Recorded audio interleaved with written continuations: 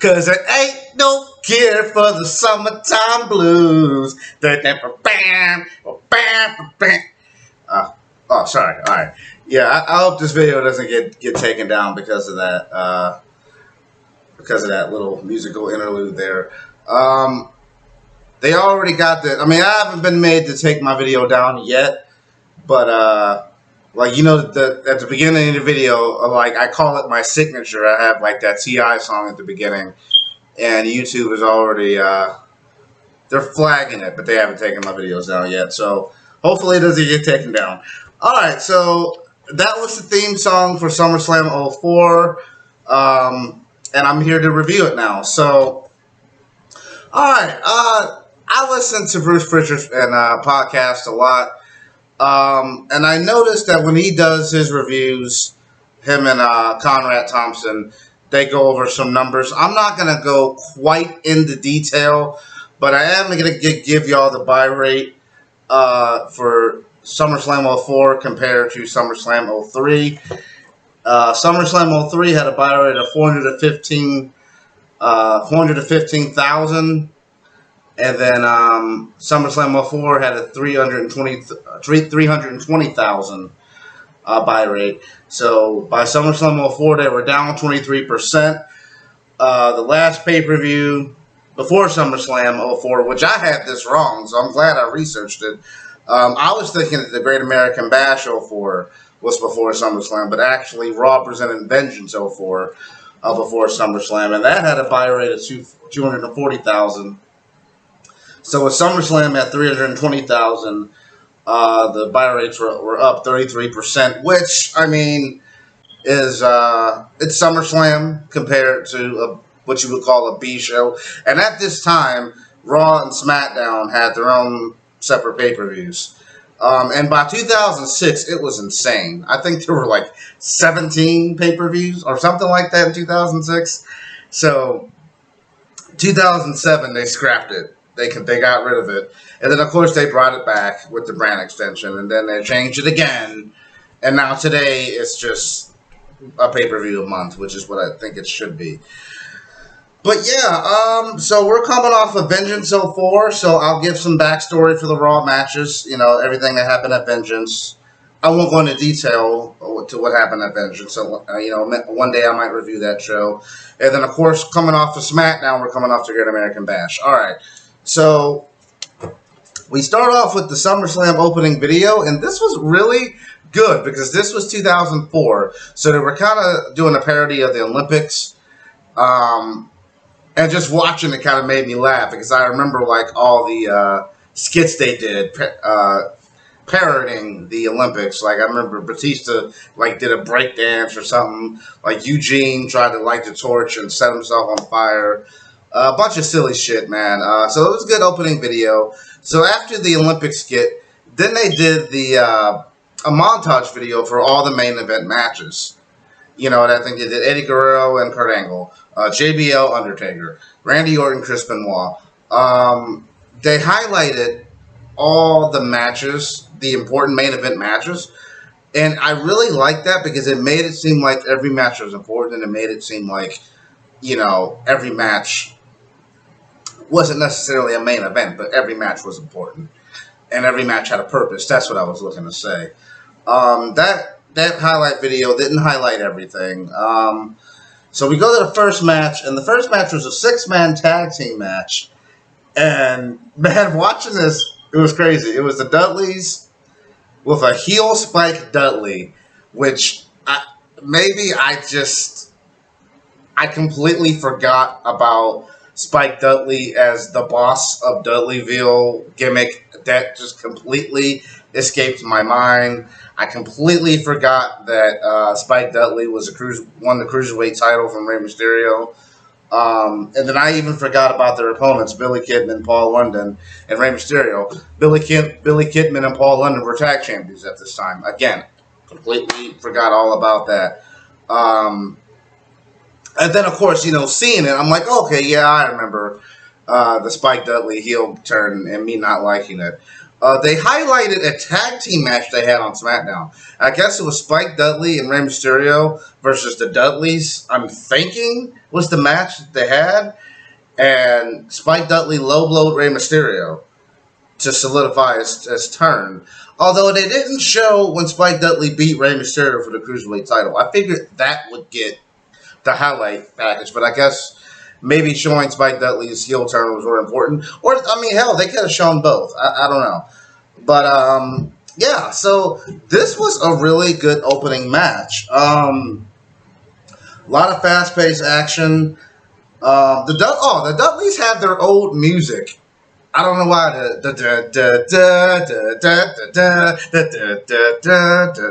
I don't know why they had that instead of or you know what? Now that I think about it, I think they had that stupid ass Power Man 5000 shit in '04. That get up, drop the bombshell shit. I think maybe that's, I don't know. But anyway, I kind of noticed they had the old 1999 Dudley Boys music, so that kind of threw me off a little bit. Paul London did a suicide helo off of Billy Kidman, like you know how the Hardys do the poetry in motion when like Matt Hardy gets on his knees and Jeff does the little thing when he kicks people in the face. Well, Billy Kidman did that, and Paul London did a flip over the top rope, which was kind of cool.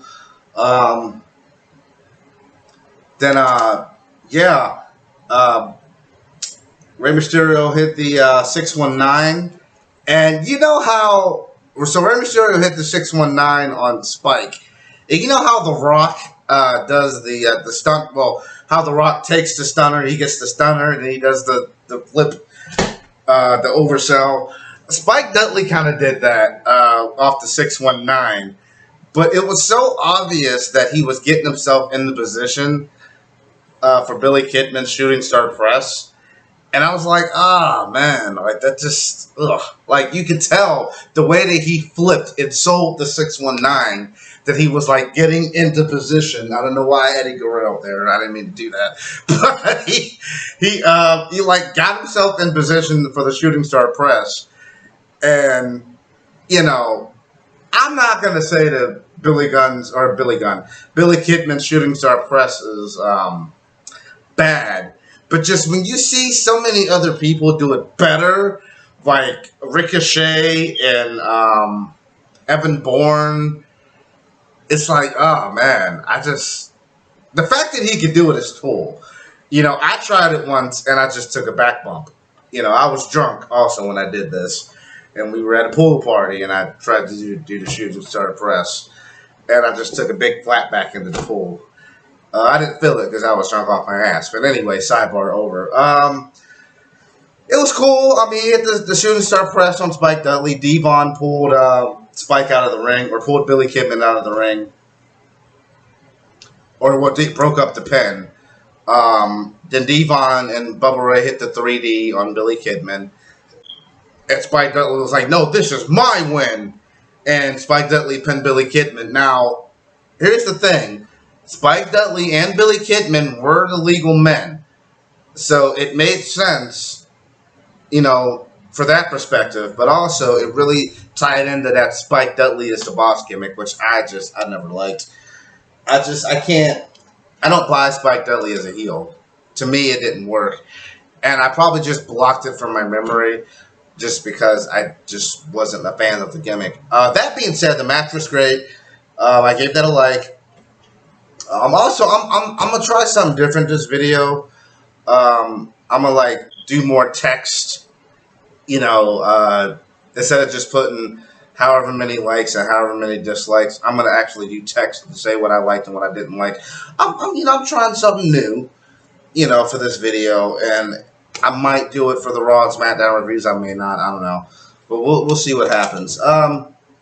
Yeah. So that match happened. Then we had Kane versus Matt Hardy. And so I gave this match.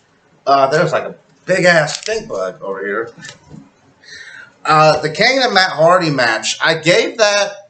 Okay. So I gave the match a like because the match itself was good. Okay? There was nothing wrong with the match itself. But just the idea behind the match, I didn't like. And And we haven't even gotten to the fucking the the Gene Snitsky baby killer stuff yet. We haven't even gotten that far into the storyline. But just where we're at right now, a quick recap. So Matt and Lita, you know, they were together in real life, but together on camera as well. And out of nowhere, Kane decided that he wanted Lita. So Kane kept beating the shit out of Matt Hardy every week.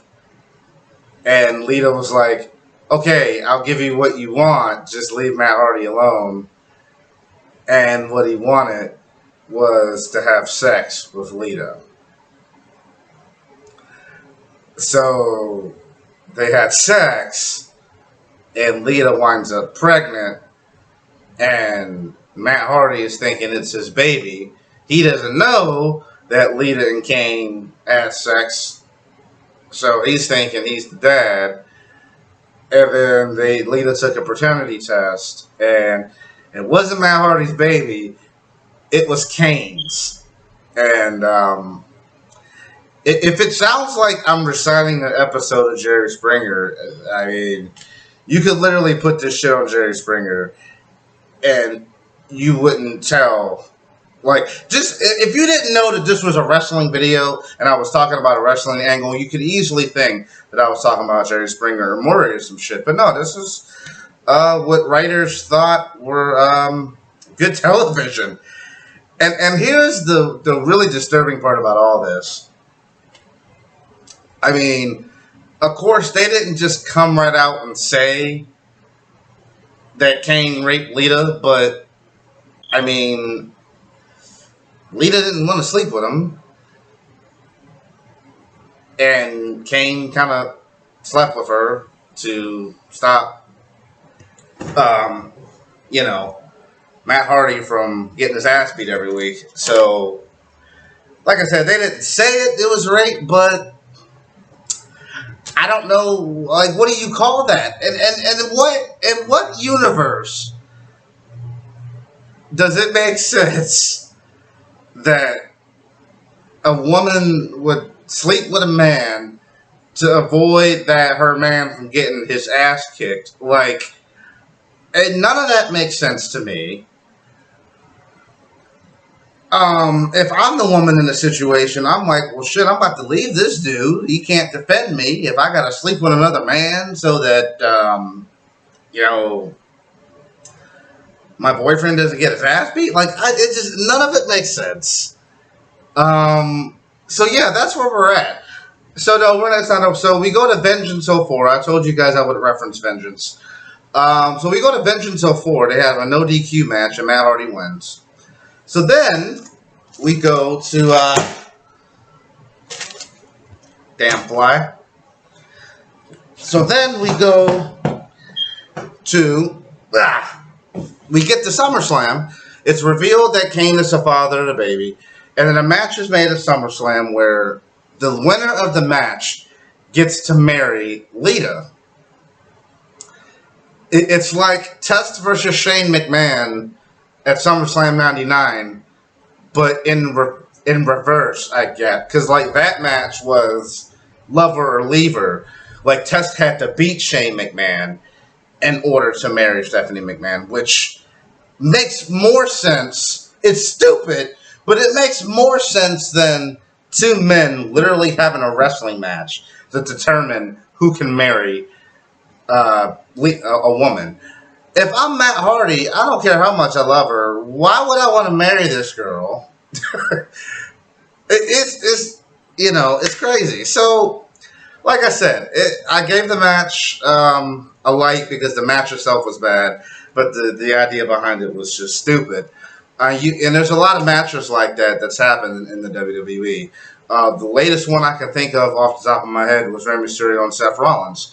An eye for an eye. Again, you've got two capable wrestlers in this match who can have a good match on a bad day in Rey Mysterio and Seth Rollins. But all of that is undone by this dumbass stipulation of an eye for an eye. And this is what this was. I mean, I think the Seth and Ray match was better than this, but I still give it a like. Matt Hardy almost killed Kane when he spiked him on a DDT. It just looked scary. Um, I really enjoyed this part. Matt Hardy used video game tactics to try to beat Kane. And, I do this on a video game all the time. Like, I hit my finisher on the outside of the ring and run back in the ring and then try to get a count out. I just thought that was silly. And video game tactics. Of course, it didn't work. Matt Hardy would attempt another tornado DDT or like a superplex or something, but he set himself up he basically put himself in position to be chokeslammed off the top rope because Kane was sitting on the rope and Matt Hardy climbed on top of him and tried to do whatever it is that he was going to do. So he got goozled, he got chokeslammed, and Kane won, and Kane got to marry Lita. The wedding itself is pretty legendary, though, I gotta admit, with Trish coming out in all white, saying, I wore white to the wedding because I knew you couldn't. And, like, Lita's vows to Kane were just horrendously bad. And then even, like, they had a string quartet. They were playing Kane's music via strings. It was great. It's probably up there with one of the best weddings ever. And I might post a link in the description to it, just because it was so damn good. So I gave the match a like. The idea of the match, however, I didn't like. So then we go backstage. Randy Orton is being interviewed by Todd Grisham, and John Cena interrupts. And this right here is the first interaction that I can think of between John Cena and Randy Orton. And that's important because John Cena and Randy Orton would become like The Rock and Stone Cold. I mean, they would. I mean, throughout, especially 07, 08, 09, like that was like the rivalry. So this is their first interaction. Todd Grisham tries to ask Randy Orton a question about Chris Benoit, his opponent. Cena interrupts and says, basically just is ripping on him like, do you ask Toronto, hey, yo, T-Dot, do y'all think that Randy Orton is going to beat Chris Benoit for the World Heavyweight title? And honestly, it gets a mixed reaction. And Cena basically says, oh, well, at least you got the people on your side, being sarcastic, and then walks off. But yeah, Orton finishes off the interview saying he will become the youngest World Heavyweight Champion of all time. And so then we go to the next match. And the next match was Chad Gable versus... No, that's my SmackDown notes. Sorry about that. Cena versus Booker T for the... Well, it was for the United States Championship, but it was match 1 in a 5-match series. So the first person to win 3 matches over a period of weeks will become the U.S. champion. John Cena was the United States champion, but Kurt Angle stripped him of the title while he was GM. He got fired. More on that later. So Teddy Long took over as GM. And Booker T won some sort of elimination match on SmackDown to win the vacant U.S. title. And so it was decided that since Cena never lost the U.S. title, that they would do a best-of-5 series. And I completely forgot about this until I started watching the show. I do remember the Chris Benoit and Booker T best-of-5 series in 05 into 06. But Cena and Booker T was completely lost on me. So it was nice to be refreshed. The match itself, you could see that early Cena clumsiness in the match. But it wasn't bad, but like you could see it. He was like, oh man. And then Booker T did this weird thing where he jumped off the apron and he Cena was on the ground, on the floor, on the outside of the ring.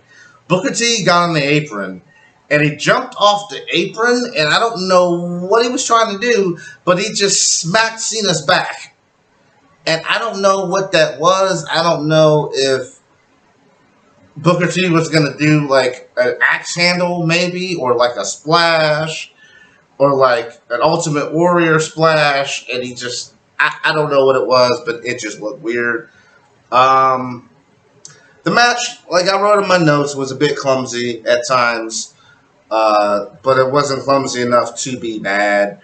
It was kind of one of those matches that's like, I don't know if clumsy is the word I want to use. Stiff, maybe. I'm not sure. I can't think of the word I want to use, but it wasn't It wasn't botch worthy. I'll say that. So I gave that a like. So Cena went up 1-0 in the match of the best of five, and I want to say that their series ended at No Mercy. Um, like Booker T would get some wins on SmackDown. They would exchange wins. So they each got up to two, and I think No Mercy was their last match. And I want to say that Cena won at No Mercy, finally winning the U.S. title. And I know he would lose it to a debuting Carlito later on that year, and then Cena got stabbed, and yeah, it was a whole thing. But anyway, yeah. I like that match. It was a little bit clumsy, but yeah, it was cool. Then we go to another backstage segment with Eric Bischoff and Teddy Long. Teddy Long is watching the TV screen and the monitor, like, yeah, he's happy about the best of five series match that he made. And Eric Bischoff comes in and is like, oh, well, I just want to introduce myself. And basically starts ripping on the fact that, every time there's a co-branded pay-per-view, there seems to be a new GM. And then he runs down all the GMs that came before Teddy Long, Stephanie McMahon, Paul Heyman, Kurt Angle. And he basically says, he tells Teddy Long, man, enjoy your time as GM. Gain some valuable experience, because he has a feeling that by the next time there's a co-branded pay-per-view, which will be Survivor Series, Teddy Long would no longer be GM. And Teddy Long fires back and says, well, you could tell Eugene that and the rest of the Raw roster that I'd be happy to sign them to SmackDown, player. Holla, holla, holla. And what's ironic about this statement that Eric Bischoff made about how he won't be around here too long is that more than about a year and a half later, Eric Bischoff would be gone. And not only that, Teddy Long is the longest general manager in the history of the WWE. I believe he got that position in 2004, and I want to say it was 2012 when he lost, because they had the Team Laurinaitis versus Team Long match at WrestleMania 28, and and then John Laurinaitis took over both Raw and SmackDown. So, and I could be wrong on that, but I do know that Teddy Long is the longest tenured GM of the WWE. So the irony of that segment was not lost on me. Then we go to Batista versus Jericho versus Edge in a triple threat match. And you ever have one of those triple threat matches that are just like disjointed? And that's the best way that I could describe this match. I didn't like it. I didn't like it. Batista was so jacked up that he was just clumsy. A lot of clumsiness from Batista. The Jericho Edge stuff was fine, but you got two veterans, and I guess you can call them veterans at this point. I mean, Jericho had been wrestling for years at this point, and Edge had been with the WWE since 1999. So, I mean, you got two veterans in Edge and Jericho in there doing their thing, and then you got Batista, a big lumbering, muscle-bound son of a bitch that's just, walking around the ring and fumbling around the ring. Like, Batista botched getting drop kicked out of the ring. Like, I think Edge or Jericho threw a drop kick at Batista, and, like, he botched it going over the top rope. But I'm like, oh, my God, man, this is horrible. So Batista really brought this match down for me. One thing that's noteworthy, in this match. I'm going to talk about this, and I'm going to talk about the end of the match. But one thing that's noteworthy in this match is Edge got booed throughout it. They cheered when he won, but he got booed throughout it. And if you watch Edge's DVD, it's not Decade of Decadence. I don't remember what it's called. But he basically explains how when he made his return to Toronto and he heard the fans booing him, that this was the catalyst for his eventual heel turn, because he would turn heel at Tabby Tuesday, costing Shawn Michaels the World Heavyweight title later on this year. And Edge said that this was the catalyst for him turning heel. So yeah, that's noteworthy. And then the ending of the match came where, and this was really slick. Jericho set up Edge for the lion salt. Well, I'm going to back up. You know how Jericho does the bulldog and then does the lion salt? Where he missed the bulldog the first time, he came back around and rebound, got it a second time. He set up Edge for the lion salt, but then he switched positions, or like he changed course, like right when in midair. And instead of going for the lion salt, he did that triangle drop kick that he does, and he took out Batista. But when he took Batista off the apron with the drop kick, that set up Edge for the spear. And 1, 2, 3, and Edge retains his Intercontinental title. That match was for the IC title.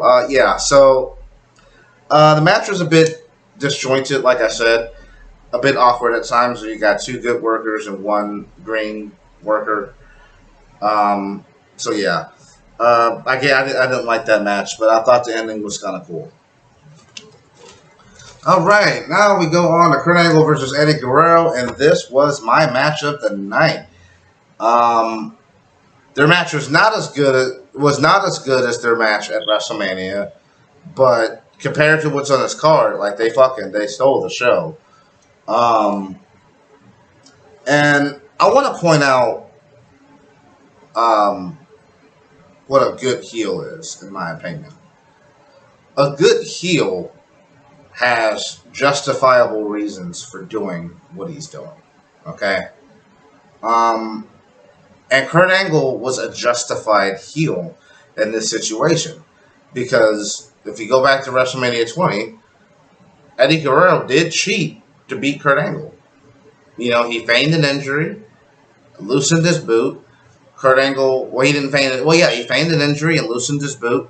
Kurt Angle went for the ankle lock. Eddie rolled out of it, got the small package, 1, 2, 3. Eddie retained his WWE title. So Kurt Angle was right to be upset with Eddie Guerrero for this. Kurt Angle would get kayfabe injured. Big Show chokeslammed him off a ledge. And this was to write Kurt Angle off, I believe, to get neck surgery. But he kayfabe broke his leg, okay? So while he was in a cast, he was made general manager. And as I mentioned earlier, he stripped Cena of the U.S. title. Did a lot of tyrannical things. I think he fired Tori Wilson or some shit. But the thing that really set things over the edge was when he cost Eddie Guerrero the WWE Championship.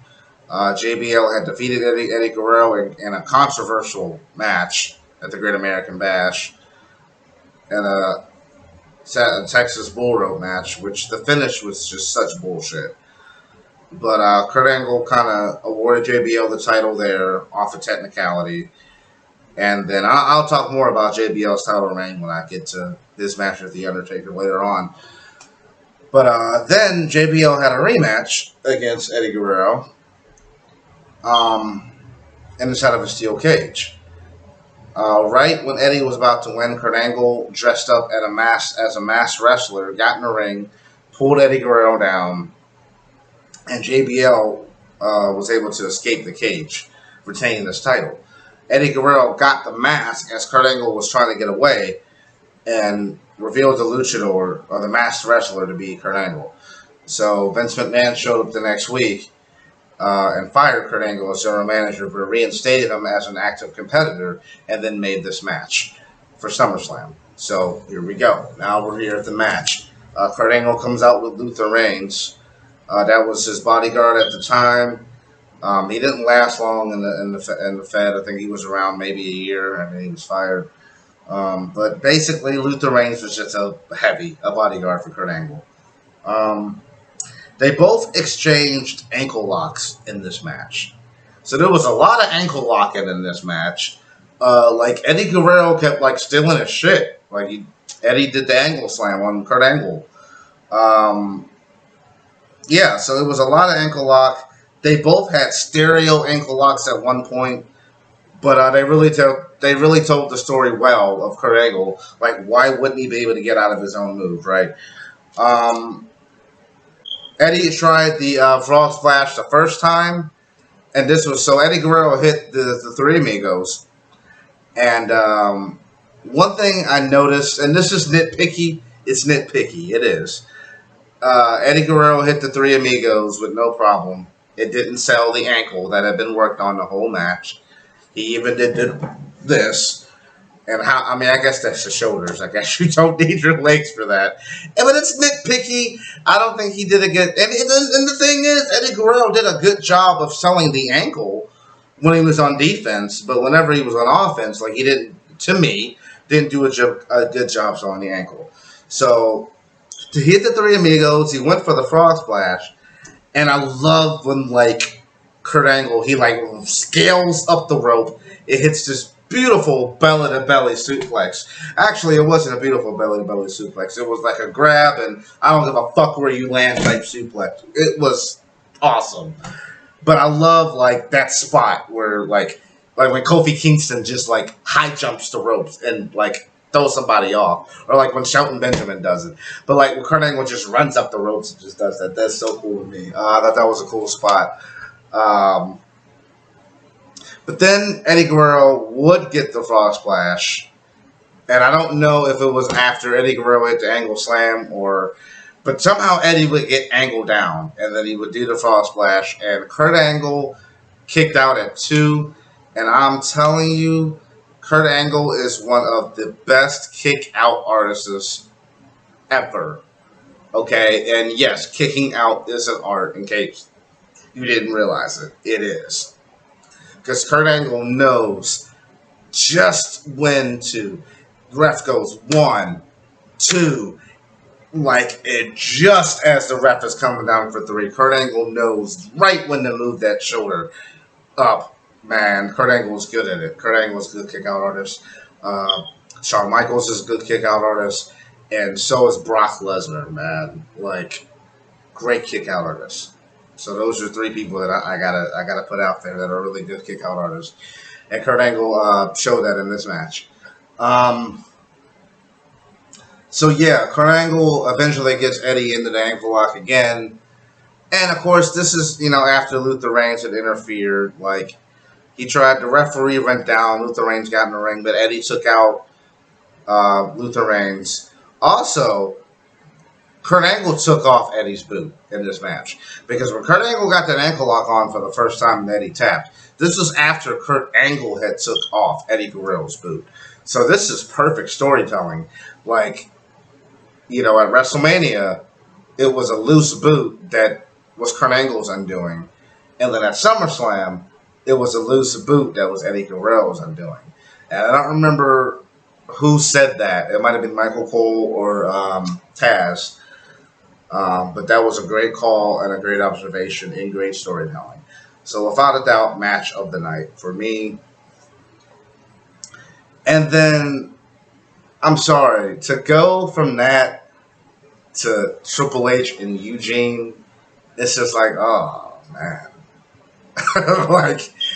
And I initially gave the match a dislike. But then I ended up giving it a like. But this is why I didn't like it. And I'm going to tell you why I didn't like it. Let's jump ahead to SummerSlam 2005. I'm pretty sure that I've reviewed SummerSlam 05 on this channel. And at SummerSlam 05, literally what happened, it was Kurt Angle versus Eugene. Eugene hit his spots, the rock bottom, the stunner, the crowd popping spots. Eugene hit all that shit, but then Kurt Angle whooped his ass in less than 5 minutes. and the match was over. And I believe that match was for Kurt Angle's gold medals, to get his gold medals back. It was a 5-minute match. Wham, bam, thank you, ma'am. That's what I think this should have been. But because it's Triple H, it has to be drawn out. And so I gave the match a dislike for how long the match was. But as far as the match itself, it was cool. Eugene hit, the rock bottom, the stunner, the people's elbow, the big boot, the leg drop, and the pedigree. And Triple H kicked out all of them. But you know what's fucked up, though? The fucked up part is that Triple H buried all those moves. But he ain't going to bury the pedigree. Oh, no. So, when Eugene hit the pedigree, Ric Flair had already came on at this point. Eugene hits the pedigree on Triple H. But it took Ric Flair putting Triple H's boot on the rope to break it up. So I just think it's funny that, like, all of these iconic moves, rock bottom, stunner, people's elbow, big boot, leg drop, they all get kicked out of. I mean, JR damn near had an orgasm at WrestleMania 18 when Hulk Hogan hit the leg drop on The Rock. Hey, Pete, Andre the Giant with that move. Oh, my God. And it's like, all that gets kicked out of like it's nothing. But Triple H is not going to bury his own moves. Smart son of a bitch. I got to give him credit for that. And I don't know why it took me till just now to realize that. I didn't even write that down in my notes. But yeah. So Flair's out here. Regal comes out and knocks Ric Flair out with a pair of brass knucks. Now, Eugene is distracted by this, and this is like the classic WWE distraction trope that they always do. Oh, I'm distracted by some music. Oh, I'm distracted by whatever's going on in the outside of the ring. Turn into a finisher or turn into a small package or a surprise pin or whatever. But so they pulled out that trope. Eugene's like, oh, and then he gets pedigreed, and then 1, 2, 3. So I think if you would have condensed it and maybe chopped off half of it, just like they did at SummerSlam 05 with Eugene and Kurt Angle, I think this match would have been fine, but I just think it was too long. It just didn't need to be there. And Kurt Angle squashing Eugene, I felt like it made Kurt Angle look stronger going into Unforgiven the next month when he fought John Cena than this did, making Triple H look strong against Randy Orton, partly because Randy Orton was unproven in the first place. And so I'll talk about that when I get there later. Diva Dodgeball, didn't like it. Waste of time. It was cool seeing like a young Michelle McCool and seeing like a young, like a young Maria, and seeing all the contestants and seeing what they would become. But it was a waste of time. But there is a story that I want to tell about this, and it's not my story. It's a story that I've just read about and told. But apparently, Diva Dodgeball was a shoot. Like, this was like Brawl for all over again. Like, it was a shoot. And I guess the male, well, the Raw side, the locker room was upset that their divas lost in a shoot dodgeball game. So there's a legendary thing behind the scenes called Wrestler's Court, where if, in theory, it's a good idea. It's basically used so that the wrestlers can police themselves, and so that it doesn't have to go to the office. And an example of this, I used to work in a union shop, and I was actually on the committee. And my motto was, we keep shit on the floor. Like, we don't let it get to the office. For me, I didn't like it to get to the office because then I had to file a grievance, I had to do paperwork, I had to do a whole bunch of bullshit. And if it's an issue, whether it's between two coworkers or between a coworker and a supervisor, we could solve it on the floor. Even if I got to do paperwork, at least we could contain it on the floor. And the wrestlers don't have a union, so the wrestlers they gotta police themselves. Normally, the Undertaker will be the judge. JBL would be the prosecuting attorney. An example of some infractions, I think, like the Hardys. This was like back in '99 or 2000 when they won the tag titles. It was '99 because this was when Michael PSAs was their manager. The Hardys won the tag titles, and they sat in a first class seat, and that was the first class seat that they sat in. One of the seats were Kane's, and this was like a big no-no. Now, the funny thing is, Kane was cool with it, but the other wrestlers weren't. So they got put in wrestlers' court, and then they had to play a prank on somebody as their penance.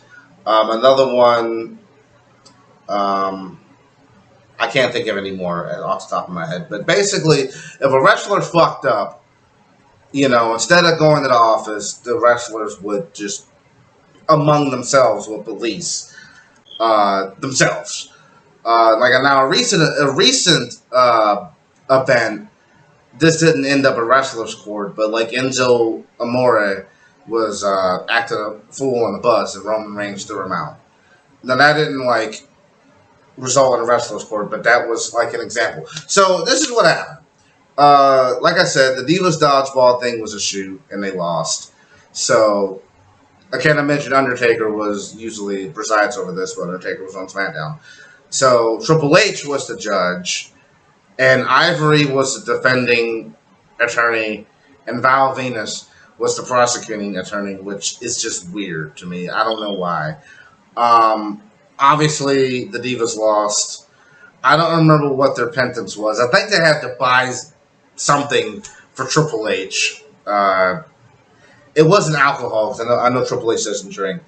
But the one funny thing I remember hearing about this was Coach, I guess, tried to say something, and Ivory shut him down, saying, "You're not even a wrestler, shut the fuck up."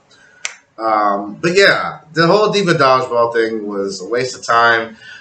It sounded good on paper, just like the Kennel from Hell sounded good on paper, just like the Punjabi prison sounded good on paper, but in execution, it was just horrendous.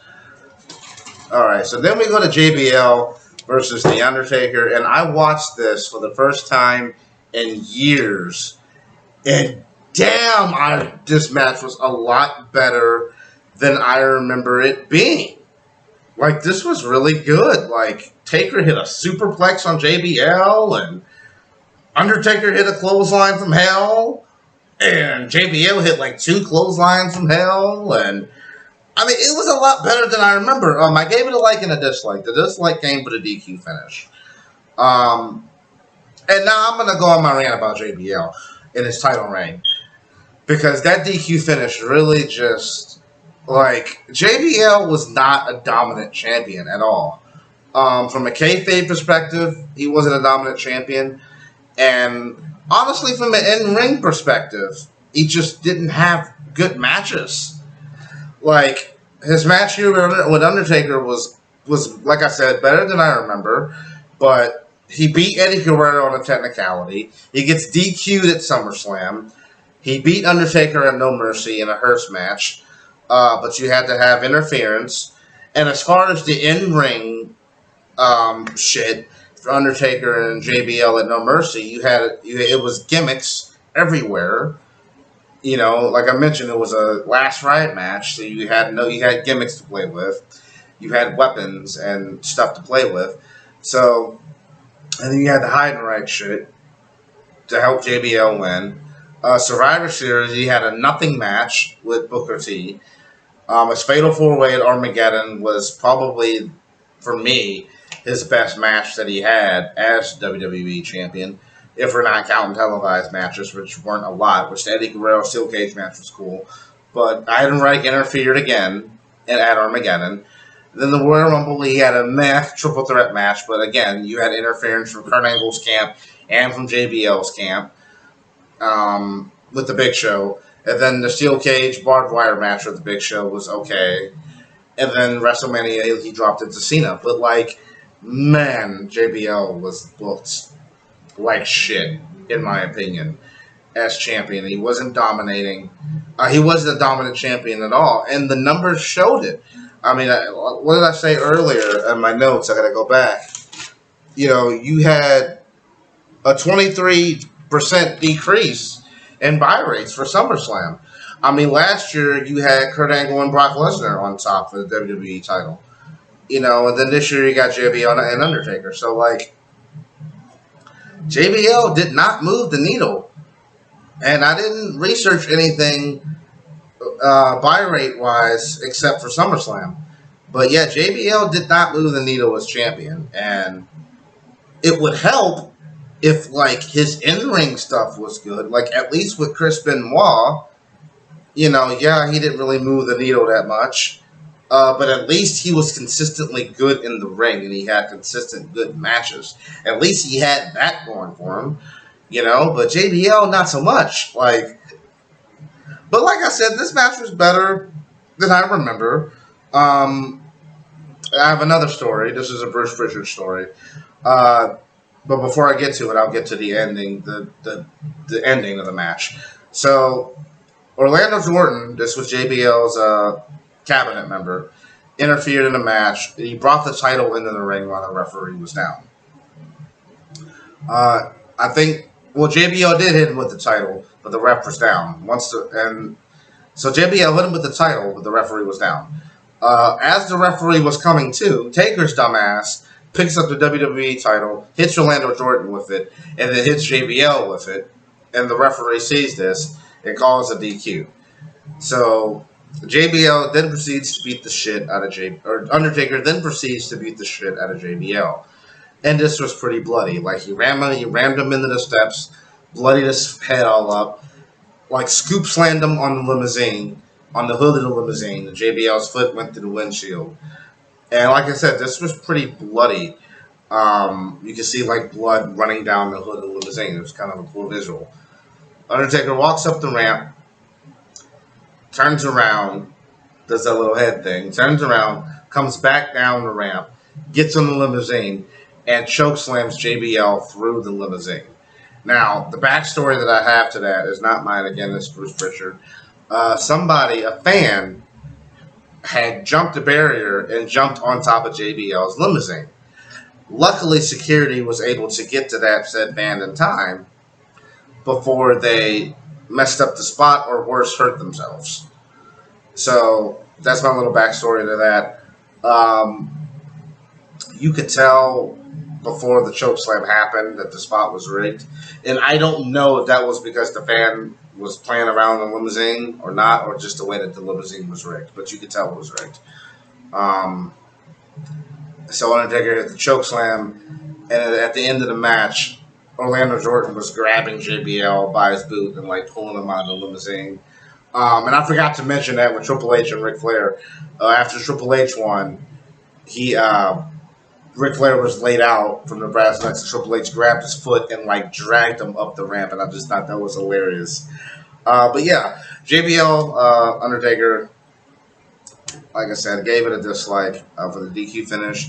But I had to give it a like because the match was a lot better than what I remember it being.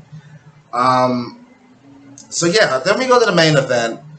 Randy Orton versus Chris Benoit. And it's amazing how I mentioned that Chris Benoit consistently had great matches throughout his tenure as world champion. But that being said, I don't know what it was about this match that didn't click for me. It wasn't bad enough for me to give it a dislike, but the match was kind of boring. I mean, but like I said, not boring to the point where I just completely disliked it. I gave it a like. The finish was kind of cool. He went for the crossface and then, like, he switched it up, and then Orton hit an RKO. and then he just kind of won. At the end of the match, they were playing Randy Orton's Evolution music, and then Benoit got in the ring and said, "Be a man, be a man," and then Orton shook his hand, and then they played Chris Benoit's music, and I'm like, well, damn, you kind of stole the limelight there a little bit, Chris. Like, all of a sudden I hear da da da da da da da da da da da da da da da, and Orton is still posing with the belt with the da da da da da da da da. And then the music in the truck changed to "Evolution is a Mystery," and Orton's all crying, and he's, thanking God and all that. I just thought the music change up was a little weird. Like, Benoit got in the ring, they stopped the Evolution music, and then they did the handshake, and then they did the Chris Benoit music, and Orton's still posing with the belt with the Chris Benoit music playing in the background. And I just thought that was a little weird. But yeah, obviously this match is not going to get talked about in WWE because of what happened with Chris Benoit. I'm not going to get into that. If you know, you know. So I gave the show 10 likes and 5 dislikes, and this is where I'm going to put my text at so that you'll see what I liked and what I didn't like. Opening video I liked. The 6-man tag I liked. Kane and Matt Hardy. I didn't like the idea behind the match, but I liked the match itself. The interaction between Cena and Randy Orton was really good. The U.S. title match I liked. A little clumsy, but it was all right. The Eric Bischoff Teddy Long thing was cool. Batista Jericho on Edge was disjointed, although I liked the ending, but the ending wasn't like for me. It wasn't enough to give it a like, so I just gave it a dislike. Kurt Angle, Eddie Guerrero, match of the night. Triple H, Eugene, too long, but the match itself was okay. Diva Dodgeball was a waste of my fucking time. Undertaker, JBL, better than I remember. The DQ finish made me give it a dislike. And Randy Orton and Benoit was okay. And I stress okay. Like I said, it wasn't bad, but it wasn't. It was just kind of there, man, for me, which is a shame because I'm a Chris Benoit fan. So overall, I gave the show a B. It wasn't a bad SummerSlam. I thought that this SummerSlam was actually better than I remember. I found myself enjoying it a lot more than me not enjoying it. So I guess that's the point, right? So yeah. So this is my review of SummerSlam 04. If you have any requests of old pay-per-views for me to review, send them my way, and I'll try to do as many as I can. It took me a while just to get this done, so I don't know how many I can do. I'm going to try to limit these to one a month. So, like, September's coming up, right? So I'll probably do a September pay-per-view. But yeah, if you have any requests, let me know. Hope you guys like the review. I love doing this. It's a passion of mine. So, yeah, that's my review of SummerSlam 04. You guys have a wonderful night.